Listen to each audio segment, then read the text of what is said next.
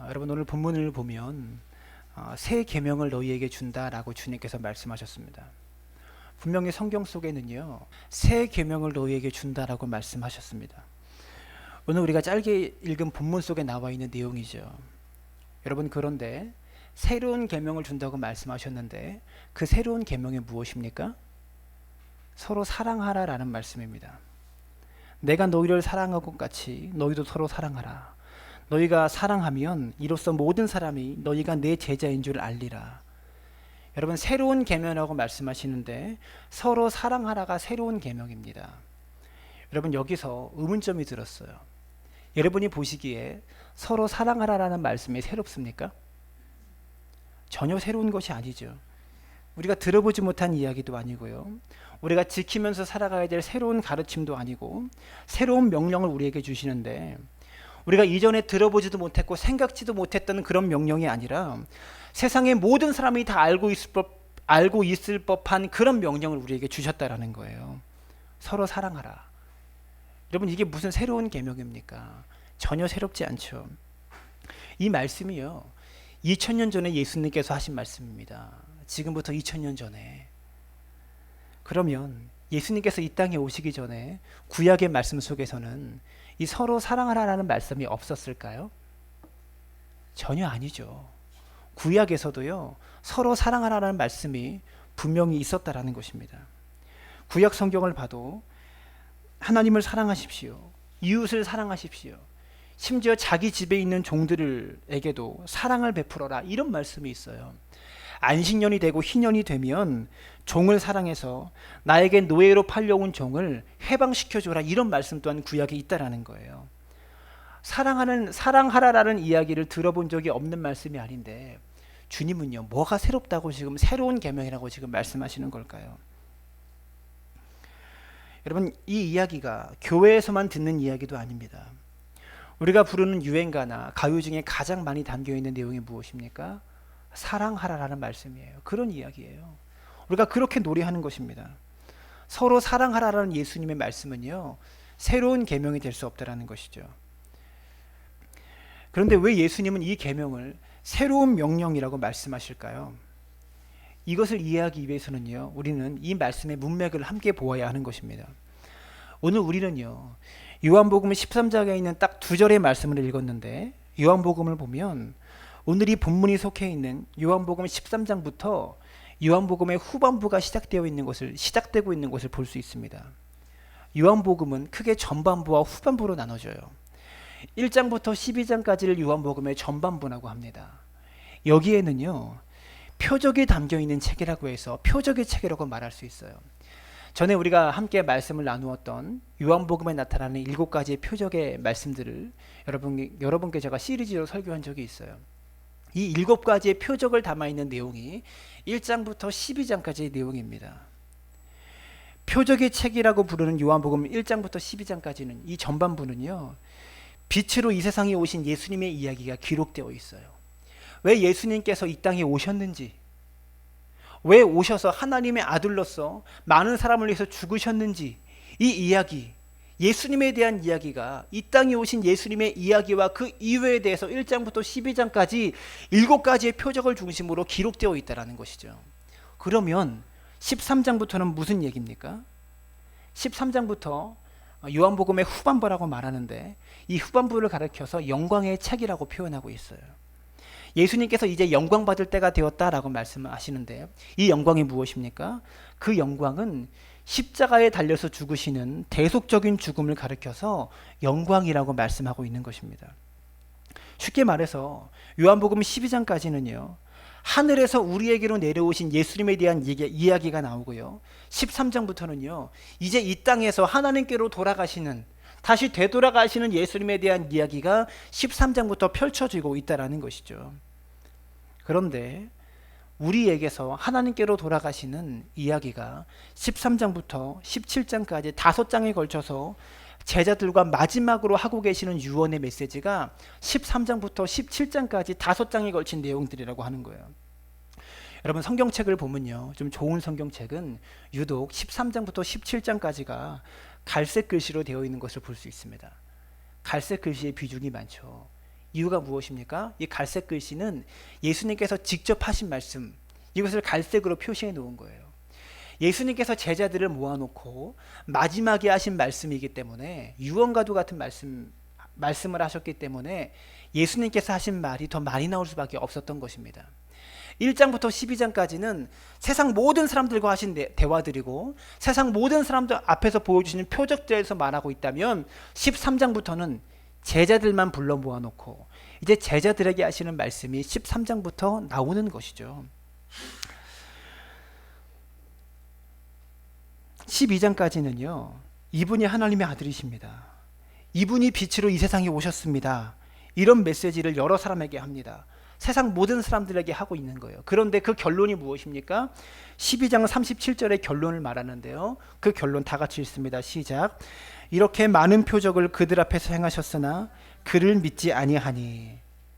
12장 후반부에서는요, 마지막에서는 이렇게 결론을 내는 거예요. 세상 사람들이 다 보이는 장소에서 모든 사람이 다 볼 수 있게끔 7가지의 표적을 행하시고 많은 말씀들을 하셨어요, 세상의 모든 사람들 앞에. 그런데 세상 모든 사람들이 그를 믿지 아니하였다. 이렇게 많은 표적을 행하였으나 주님을 믿지 않았다라고 말씀하고 있는 거예요. 바로 이어지는 13장부터 이어지는 이야기는요, 세상의 모든 사람들에게 하시는 이야기가 아니에요. 많은 사람이 예수를 믿지 않았지만 그 가운데 믿기 시작한 예수님의 제자들에게 하시는 말씀입니다. 12장까지는요, 모든 사람이 다 들어야 되는 이야기지만 13장부터는 예수님의 제자가 되려는 사람들, 예수님을 믿기 시작한 사람들, 교회의 일원이 돼서 주님을 따르려고 하는 사람들, 이 사람들이 들어야 되는 메시지라는 것이죠. 우리들에게 주는 말씀이요, 13장부터 기록되어 있는 것입니다. 예수님께서요, 서로 사랑하라라는 이 이야기를 마지막 유언처럼 제자들에게 던져주시기 전에 매우 의미 있는 행동을 하십니다. 매우 특별한 행동을 하셔요. 그것이 무엇입니까? 제자들의 발을 씻어주시는 거예요. 최후의 만찬이라고 일컫는 예수님과의 마지막 식사 자리에서 예수님께서 제자들의 발을 씻어주세요. 다른 복음서에서는요, 예수님과의 만찬 장면을요, 유다가 배반하는 장면까지 이야기하면서 매우 심도 있고 비중 있게 다룹니다. 그런데 요한복음에서는요, 그 만찬의 장면을 말하고 있지 않아요. 전혀 언급이 없습니다. 그 대신 예수님께서 제자들의 발을 씻어주는 장면을요, 매우 자세하고 상세하게 보도하고 있다는 거예요. 사랑하는 여러분, 발을 씻어준다는 것은요, 상당히 의미가 있는 예수님의 행동인데, 제자들의 발을 씻어주시고 나서 예수님께서 하신 말씀이 서로 사랑하라, 내가 너희를 사랑한 것 같이 너희가 서로 사랑하라라고 말씀하셨어요. 여러분, 이것이 무슨 말씀일까요? 예수님께서는요, 발을 씻어주시는 모습으로 저와 여러분에게 구체화시켜서 사랑이 무엇인지에 대해서 보여주고 계시는 거예요. 나는 당신을 사랑합니다 라는 추상적인 말보다 사랑이라고 하는 것을요, 일상적인 삶 가운데 특별한 행동으로 주님께서 보여주시는데 발을 씻어주십니다. 제자들의 발을 씻어주세요. 여러분, 누군가의 발을 씻겨준다고 할 때 발을 씻어주려면 어떻게 해야 됩니까? 내가 낮아져야 됩니다. 무릎을 꿇던 발을 씻김받는 그 대상보다 내가 낮은 자리에 있어야 그 사람의 발을 씻겨줄 수 있는 거예요. 사랑하는 여러분, 발을 씻긴다라는 것은 그 행동에, 예수님의 그 행동에 어떤 의미가 있다라는 것이죠. 여러분, 우리가 어떻게 세상을 바꿀 수 있을까요? 우리가 어떻게 세상을 변화시킬 수 있을까요? 어떻게 이 세상 속에 영향력을 끼칠 수 있겠습니까? 우리는 흔히 이렇게 생각합니다. 세상을 바꾸려면 내가 영향력 있는 사람이 되어서 내가 높은 자리에 올라가서 세상을 바꿀 수 있는 힘이 내게 있어야 한다라고 우리는 그렇게 착각합니다. 예수님을 따랐던 수많은 사람들을 보아도 예수님께서 왕이 되셨으면 좋겠다, 예수님 저 정도의 능력이면 예수님이 왕이 되셨으면 좋겠다, 왕이 되어서 뭔가 영향력을 행사해 가지고 우리를 더 잘 사는 나라로 이끌어 갈지 모르겠다, 우리를 로마의 압제로부터 우리를 해방시켜 주시고 구원해 주실 줄 모르겠다, 이런 생각을 하는 사람들이 있었어요. 그래서 예수님을 왕 삼으려고 합니다. 우리는요, 무언가를 바꾸려면 세상을 바꿀 수 있는 높은 자리에, 어떤 영향력 있는 힘을 가진 자리에 올라가야지만 세상을 바꿀 수 있다고 생각해요. 높은 자리로부터의 힘, 위로부터의 힘을 지향합니다. 그러나 예수님은요, 그런 길로 가지 않으셨어요. 그리고 그런 생각을 가지고 있는 사람들로부터 버림받으셨습니다. 위에서부터 여러분 세상을 바꿀 수 있는 높은 자리로 올라가신 것이 아니라 오히려 제자들의 발을 씻겨주는 낮은 자리로 내려가셨다는 것이죠. 여러분 유대 사회에서는요, 오늘날처럼 양말과 신발을 신는 것이 아니라 사막의 모래바람과 먼지가 가득한 곳에서 샌들을 신고, 그것도 없으면 맨발로 다녔던 사람들의 발을 예수님께서 씻겨주셨다는 거예요. 가난한 사람들은 맨발로 다녔어요. 먼지와 흙이 많이 묻어있는 발입니다. 유대인의 문화 속에서도요, 여러분 종의 발을 씻겨주는 경우가 없어요. 누군가의 발을 씻어준다는 것은요, 종들 중에서도 가장 천한 사람이 하는 일이 누군가의 발을 씻겨주는 거예요. 그런데 예수님께서 허리에 수건을 동이고 제자들의 발을 씻겨주려고 할 때 제자들이 거부했습니다. 이유가 다 있는 거죠. 주인의 발을 씻겨주는 것도 종들 중에 가장 천한 종이 씻겨주는 건데, 예수님께서 제자들의 발을 씻겨주기 위해서 허리에 수건을 동이셨다라는 거예요. 베드로가 극구 사양하면서 예수님을 말립니다. 그때 예수님께서 뭐라고 말씀하십니까? 그러면 너는 나와 아무 상관이 없다. 내가 너를 씻겨주지 않으면 너와 내가 스승과 제자의 의미가 없는 것이다. 이렇게 말씀하셨다라는 거예요. 예수님께서 발을 씻겨준다라는 것은요, 단순히 낮은 자리에 내려간다 이런 정도의 의미가 아니라 구원론적인 의미까지 내포되어 있는 것입니다. 무슨 말이냐면 예수님은 섬기는데요, 자신을 내어주면서 섬겼다라는 거예요. 자신의 생명을 주시면서 섬기셨다라는 거예요. 제자의 발을 닦으신 예수님의 섬김은요, 십자가의 죽으심으로 그 섬김이 완성되었다라는 것이죠. 예수님께서 십자가에서 물과 피를 흘리실 때 인간이 지은 모든 죄가 그 보혈로 씻겨지는 것을요, 발을 씻어주는 세족의 의미로 사람들의 죄를 씻어주시는 것을 상징화해서 보여주는 거예요. 제자들의 발을 씻어주시는 것은요, 예수님께서 십자가에서 모든 물과 피를 흘리심을 통해서 우리 인간의 모든 죄를 씻겨주신다는 것을 상징적으로 표현하셨다는 것이죠. 여러분, 그러면 새 계명을 너희에게 주노니 서로 사랑하라, 이 말씀을요, 예수님께서 제자들의 발을 씻어주신 다음에 바로 이어지면서 하는 말씀이 새 계명을 너희에게 주노니 서로 사랑하라, 이 말씀을 하셨다라는 것입니다. 그런데 서로 사랑하라라는 이 말을 내가 너희를 사랑한 것 같이 너희도 서로 사랑하라, 이렇게 말씀하셨다라는 것이죠. 십자가에서 보여진 사랑, 자신을 내어준 그 사랑, 그 사랑으로 너희도 서로 사랑하라라고 말씀하고 계시다라는 것입니다. 그리스도인이 보여줄 사랑은요, 섬기면서 자신을 내어주는 사랑인 것인데요, 오히려 섬기면서 자신을 주장하려고 하고 자신을 드러낼 수가 있다는 것이죠. 여러분, 죄가 영어로 무엇입니까? sin, sin이라고 하는 단어예요. sin. 그런데 이 죄의 가운데 있는 단어가 무엇입니까? 스펠링이 i라는 단어예요. sin이라는 이 죄라는 단어의 가운데에 i가 있어요. 무엇입니까? 죄는요, 죄 가운데는 내가 있는 거예요. 내가 중심에 서 있는 것이 바로 죄입니다. 자기를 내세우고 자기를 주장하려고 하는 것, 자기가 중심에 있는 것이 바로 죄라는 것이죠. 사랑하는 여러분, 세상의 모든 문제는요, 자기가 중심에 있는 것, 자기를 주장하는 이 못난 자아가 살아서 자기가 중심에 있는 것이 인간의 모든 문제의 핵심이다라는 것입니다. 여러분, 우리 세상의 모든 갈등은요, 다 내가 중심이에요.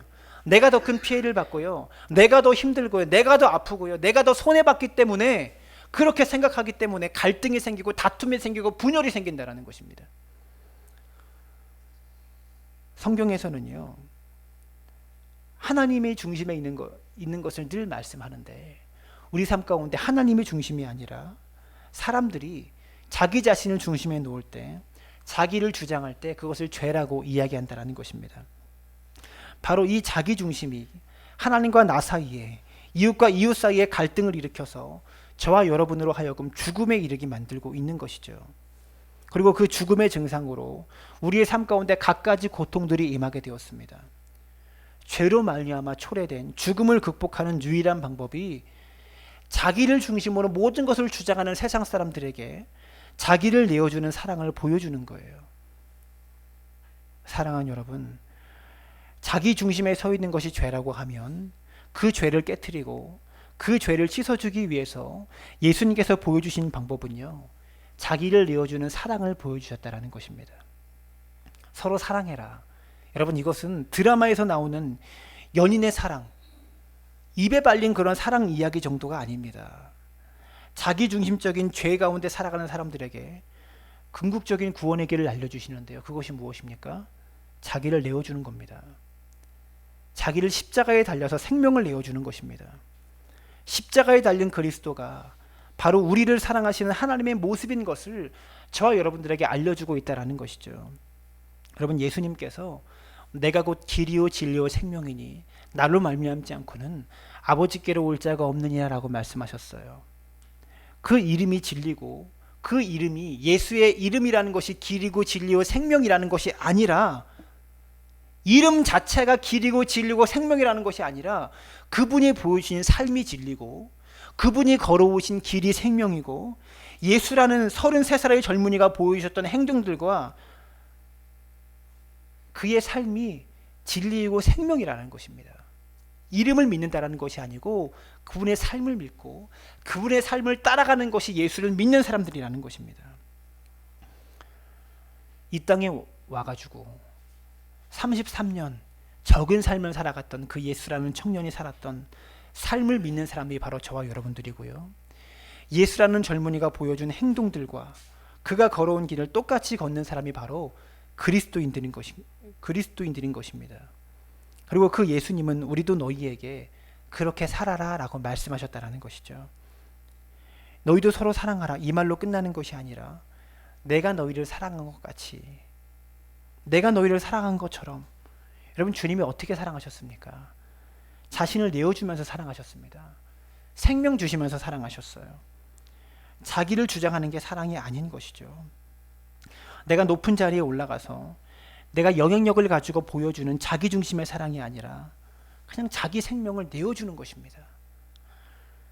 내어줌의 본을 보이면서 예수님께서는 서로 사랑하라라고 말씀하시고 계시다라는 것입니다. 우리가 늘 부르는 유행가 가사에 나오는 사랑이 아니라 누군가를 위해서 내가 생명을 내어주는 것, 이 새로운 사랑으로 사랑해라라고 말씀하고 계시다라는 것이죠. 여러분, 우리가 이렇게 사랑할 수 있을까요? 이렇게 사랑하는 것이 쉽습니까? 여러분, 할 수 있으십니까? 요한복음 14장 12절을 볼까요? 이렇게 말해요. 요한복음 14장 12절 다 같이 읽습니다. 시작. 내가 진실로 진실로 너희에게 이르노니 나를 믿는 자는 내가 하는 일을 그도 할 것이요 또한 그보다 큰 일도 하리니 이는 내가 아버지께로 감이라. 나를 믿는 자는 내가 하는 일을 그도 할 것이요 라고 말씀하십니다. 예수님께서 자신의 생명을 내어준 것과 같이 그런 사랑을 우리도 할 거라 이렇게 말씀하세요. 그리고 그 정도가 아니라 그보다 큰 일도 하리라라고 말씀하시는 거예요. 여러분, 예수님이 생명을 내어주면서 다른 사람을 사랑한 것보다 더 큰 일을 우리가 할 수 있다라고 말씀하세요. 어떻게 할까요? 어떻게 그렇게 할 수 있을까요? 더 큰 일을. 여러분, 우리가 예수님을 닮아가고 예수님을 쫓아가는 것만도 힘든데 저와 여러분이 어떻게 더 큰 일을 할 수 있겠습니까? 그 대답이요, 바로 다음 절인 13절과 14절에 나와요. 어떻게 그 큰 일을 하려면 바로 두 번이나 강조해서 13절과 14절에 말하고 있습니다. 또 함께 있습니다. 시작. 너희가 내 이름으로 무엇을 구하든지 내가 행하리니 이는 아버지로 하여금 아들로 말미암아 영광을 받으시게 하려 함이라. 내 이름으로 무엇이든지 내게 구하면 내가 행하리라. 사랑하는 여러분, 우리가 이 말씀 가지고 오해합니다. 예수님의 이름으로 무엇이든지 구하면 다 해주신대, 다 들어주신대, 이렇게 오해해요. 그리고 이것이 기도라고 착각하는 사람들이 있어요. 여러분, 이 말씀이 어디에 있습니까? 새 계명을 너희에게 주노니 서로 사랑하라. 내가 너희를 사랑한 것 같이 서로 사랑하라. 나를 죽여가면서 다른 사람을 살리는 그 사랑을 내가 한 것처럼 너희들도 그 사랑을 한번 해봐 라고 말씀하시면서 그 다음에 내 이름으로 무엇이든지 내게 구하면 할 수 있어, 이렇게 14장에 말씀하시는 거예요. 여러분, 우리가 주시옵소서 주시옵소서라고 하면서 예수님의 이름으로 기도했습니다. 이런 기도 말하는 본문이 아닙니다. 이런 기도 말하는 본문이 아니잖아요. 예수님의 이름으로 무엇을 구하라는 겁니까? 어떤 기도하라는 겁니까? 하나님, 내가 남을 위해서 내 생명 줄 수 있도록, 내 목숨 내어줄 만큼 남을 섬기고 발을 씻어줄 수 있도록 이렇게 살게 해달라고, 이런 기도하라는 거예요. 사랑하는 여러분, 지금 어떻게 기도하고 계세요? 돈 달라고 기도하고 계십니까? 자녀들의 앞길이 열리게 해달라고 기도하고 계십니까? 사업이 술술 잘 풀리도록 해달라고 기도하고 계십니까? 그런 기도가 필요 없다라는 것이 아니에요. 그리고 그런 기도가 잘못되었다라고 말씀하고 있는 것도 아닙니다. 그리스도인이 생명을 내어주는 예수님의 사랑을 배우지 않고, 예수님의 섬김도 배우지 않고 많은 돈 갖게 되고 많은 돈 벌어봤자, 여러분, 그것이 제자의 삶과 무슨 소용입니까? 예수님께서 따라가신 길과 무슨 상관입니까? 그리스도인이 발을 닦아주는 진정한 섬김을 배우지도 않고 자녀들이 잘 되고 자녀들이 좋은 대학 가봤자, 여러분, 그것이 하나님과 어떤 상관이 있냐라는 것이죠. 우리가 이것을 먼저 배워야 하는 것입니다. 발을 닦아주는 섬김. 세상을 바꾸는 길은요, 많은 돈 벌고 좋은 대학 가고 높은 자리에 올라가서 세상을 바꿀 수 있는 것이 아닙니다. 여러분, 높은 자리에 올라가면 높은 자리에 있는 사람과 똑같아져요. 개혁의 정신을 가지고 그 자리에 올라가도 나중에는요, 내가 개혁의 대상이 되어 있어요. 우리가 이것을 알아야 되는 것이죠. 세상을 바꾸는 유일한 길은요, 내가 낮아짐을 통해서, 다른 사람의 발을 닦아주는 섬김을 통해서, 생명을 내어주신 주님의 사랑을 실천하는 삶을 통해서 세상이 바뀐다라는 것입니다. 여러분, 초대교회 교인들을 한번 생각해 보세요. 도대체 그들이 어떻게 했길래 이 초대교회를 통해서 유럽 전체가 복음화가 되고 유럽에 큰 영향력을 끼칠 수 있었겠습니까? 예수님의 제자들이, 사도들이요, 예수님께서 승천하시고 30년 만에, 30년이 길다면 길지만 짧은 시간이에요. 30년 만에 로마의 교회를 세우고 빌립보의 교회를 세우고 고린도의 교회를 세우고 유럽의 가장 큰 대도시라고 할 수 있는 그런 곳에 어떻게 교회를 세웁니까? 30년 만에. 아무것도 가진 것 없는 사도들이 어떻게 그렇게 할 수 있었겠어요? 그들은요, 숫자도 적었습니다. 돈도 없었고요, 학력도 없었고요, 그들이 가진 지위와 학벌도 없었어요.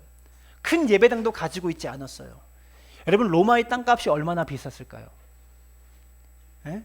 우리나라 강남 땅 비싸죠. 여러분, 아무리 비싸봤자 뉴욕만큼 비싸겠어요? 로마는요, 그 당시 세계의 중심지인데 로마에 어떻게 교회를 세울 수 있었냐고요. 무엇이었을까요? 그것은 바로 영향력입니다.